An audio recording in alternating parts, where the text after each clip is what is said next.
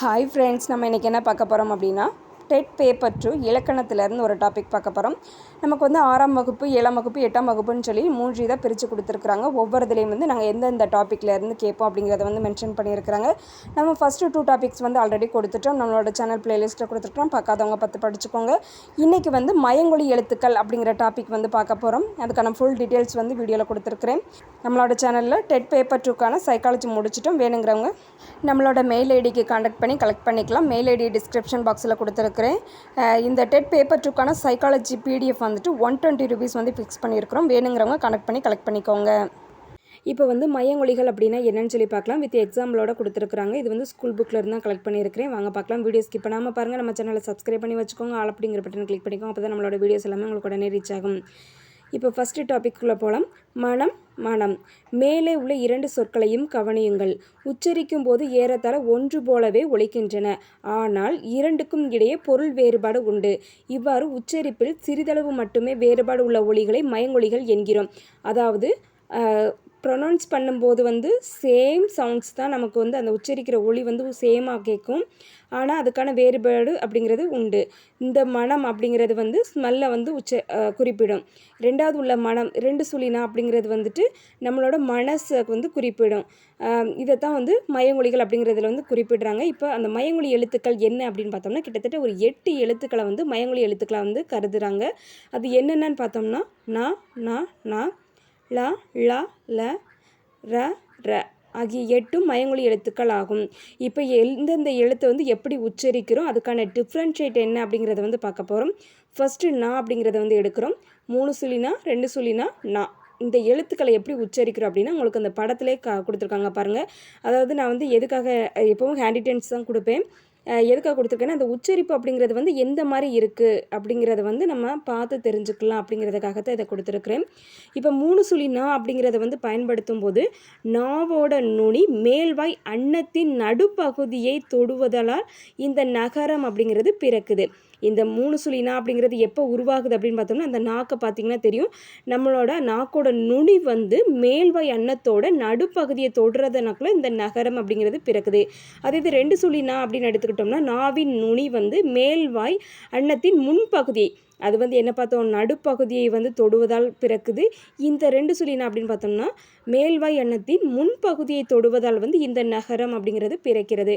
அடுத்து நா அப்படின்னு பார்த்தோம்னா நாவோட நுனி மேல்வாய் பல்லின் அடிப்பகுதியை தொடுவதால் நகரம் பிறக்கிறது. இந்த 3க்குமே டிஃப்ரெண்ட் ஆகும். அது எப்படி நமக்கு ப்ரொனன்சியேஷன் பண்ணும்போது சேஞ்சஸ் ஆகுது அப்படிங்கிறத வந்து நீங்கள் உச்சரித்து பாருங்கள். இந்த மாதிரி நம்மளோட நாக்கு வந்து மாறும். இந்த நா அப்படிங்கும்போது 3வது உள்ள நா வந்து நாவின் நுனி மேல்வாய் பல்லின் அடிப்பகுதியை தொடுவதால் நகரம் பிறக்கிறது. அடுத்து வந்து இட்டு இன்னு இத்து இந்து இச்சு இன்னு ஆகியவை இணை எழுத்துக்கள் அப்படின்னு சொல்லி குறிப்பிடுறாங்க. இது என்ன இந்த 6 வந்து இணை எழுத்துக்கள் நோட் பண்ணிக்கோங்க. இந்த இணை எழுத்துக்களை கொண்டு டகரத்தை அடுத்து வரும் நகரம் டன்னகரம் என்றும் தகரத்தை அடுத்து வரும் நகரம் தன்னகரம் என்றும் ரகரத்தை அடுத்து வரும் நகரம் ரன்னகரம் என்றும் அழைக்கப்படுகிறது அப்படிங்கிறத வந்து கொடுத்துருக்குறாங்க. இதை தெரிந்து கொள்வோம் அப்படிங்கிறத பார்த்திங்கன்னா தெரியும். சொற்களில் நானா இடம்பெறும் வகை அப்படிங்கிறத வந்து கொடுத்துருக்குறாங்க. அதை வந்து கொஞ்சம் எக்ஸ்ட்ரா வந்து ரீட் பண்ணி பார்த்துக்கோங்க. இதிலிருந்து 1 வேர்டு வந்து கேட்பாங்க. அடுத்து உள்ள டாபிக் பார்க்குறோம்.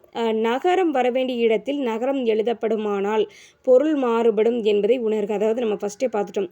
மனம் அப்படிங்கிறதுல வந்துட்டு மனம் அந்த 2க்கும் வந்து ப்ரொனன்சியேஷன் பண்ணும்போது சேமாக தான் சவுண்டு வந்து கேட்கும். ஆனால் அதுக்கு அந்த இது வந்துட்டு சேஞ்சஸ் ஆகும். அதாவது நமக்கு வந்து எழுத்து வந்து சேஞ்சஸ் ஆகும். அதே மாதிரி பொருளும் வந்து மாறுபடும் அப்படிங்கிறத பார்த்தோம் இல்லையா, அதை தான் குறிப்பிடுறாங்க. இப்போ இதுக்கான எக்ஸாம்பிள் பாருங்கள்.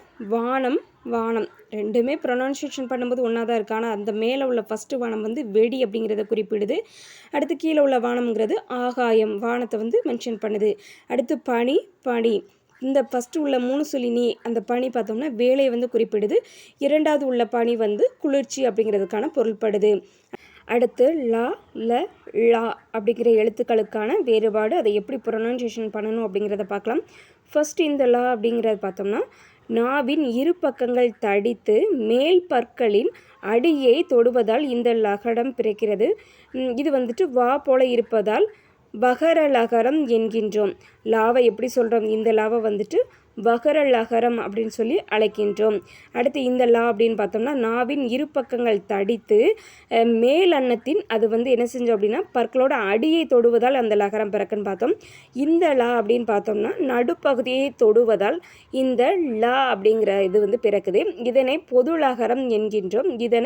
இது வந்து என்ன சொல்லுவோம் அப்படின்னா நா போல இருப்பதால் நகர லகரம் என்று கூறுவர். அடுத்து லா, இது தமிழுக்கே உரிய சிறப்பான லகரம் சொல்லுவோம். லா அப்படின்னா நாவின் நுனி மேல் நோக்கி வளைந்து வருடுவதால் லகரம் அப்படிங்கிறது தோன்றுகிறது. இந்த லகரமும் ஒரே இடத்தில் ஒலிக்கப்படும். லா அப்படிங்கிறது பார்த்தோம்னா தமிழுக்கே சிறப்புரியது அப்படின்னு சொல்லி குறிப்பிட்டாங்க. எனவே இதனை சிறப்பு லகரம் என்றும் அழைக்கின்றோம்.